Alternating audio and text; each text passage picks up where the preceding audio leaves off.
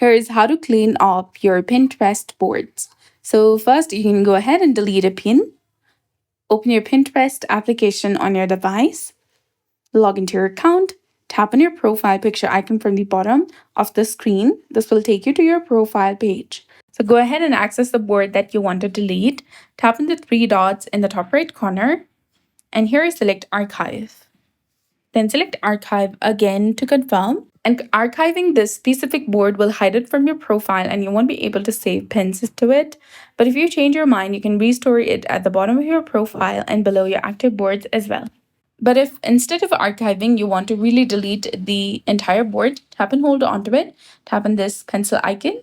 Then after scroll all the way down and select delete board and select delete again to confirm and you'll be done.